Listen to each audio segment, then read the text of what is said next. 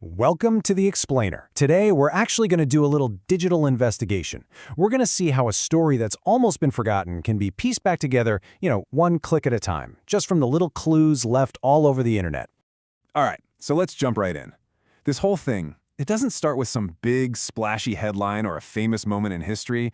No, it starts with something, well, way more normal. Just a routine article about a local business.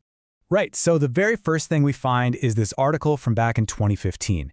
It's just celebrating a local construction company's 50th anniversary. So you can see here, it talks about the company's pretty humble beginnings. It was founded back in '65 by Robert W. Fendler, and get this, it was headquartered out of a 3-season porch in Burnsville.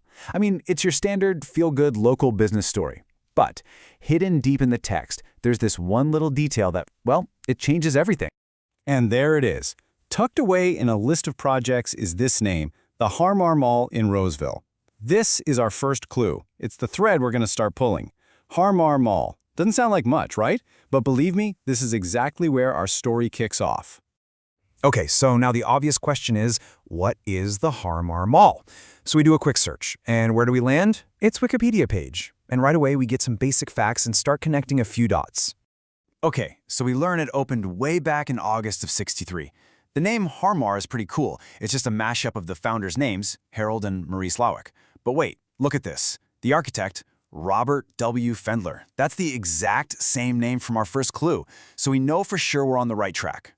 But then, as we're scrolling through the history section, we find it. A sentence that just completely flips the script on our whole investigation. This is not just the story of a shopping mall anymore. Now we've got a real story on our hands, a specific, dramatic event that we just have to look into. Now, if you've ever tried to look up something old online, you know the trail doesn't always stay hot. You're going to hit some walls, and yeah, our little investigation here is no different. So that first article we found, the one about the construction company? Yep, most of it is locked behind a paywall. It's such a common dead end when you're trying to dig up stories from online sources. So frustrating. And it doesn't stop there. As we start looking for other articles from that time, we hit another obstacle you've probably seen a million times. Broken links, error pages. It really is like the digital version of old, crumbling paper. These records from the 80s are fragile, and links just rot over time. So we're at another dead end. But we keep pushing past those dead ends, and then, boom, we find our breakthrough. It's a really detailed report from the Minnesota Department of Natural Resources.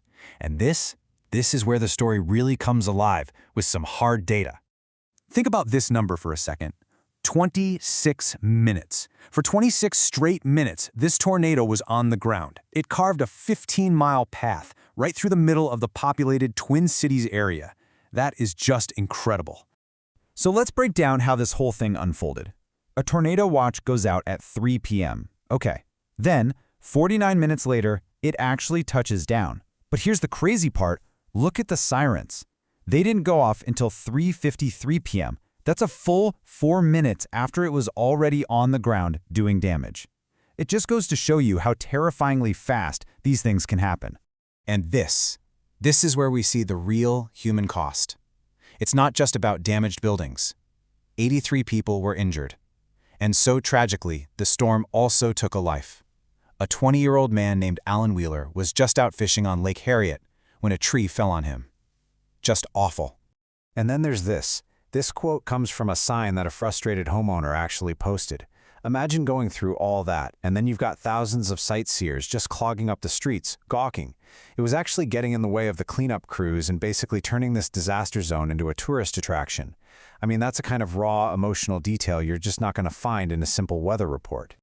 So, look, piecing this one story together from all these little digital fragments, it was a challenge. And it really gets you thinking, right? Where are all the other stories kept? Where does history actually live? Well, it turns out there are these incredible places that are basically our memory keepers. You've got institutions like the Minnesota Historical Society, which was founded before Minnesota was even a state, and the gigantic archives at the University of Minnesota. These places are the ultimate repositories. Their whole job is to preserve the raw materials of history for anyone who's curious enough to go look. And just look at this. This gives you an idea of the sheer scale we're talking about. And remember, this is just a tiny peek into one of these archives. You've got the history of IT, kids' literature, immigration archives, architectural plans, even Sherlock Holmes collections. I mean, every single one of these bullet points represents millions of human stories. Our tornado story? It would probably be a thread woven through multiple collections here, part of a much bigger, much more permanent tapestry. So think about how this all started. We began with these fragile, scattered digital clues, paywalls, broken links, stuff that could honestly just disappear tomorrow. But those clues led us somewhere real. They led us to the story of a storm, of a community's anger, of a life that was tragically lost. It just proves that history isn't only in textbooks. It's a living, breathing thing. And these archives, these are its homes. So it leaves you with one big question, doesn't it? What story is waiting in an archive near you?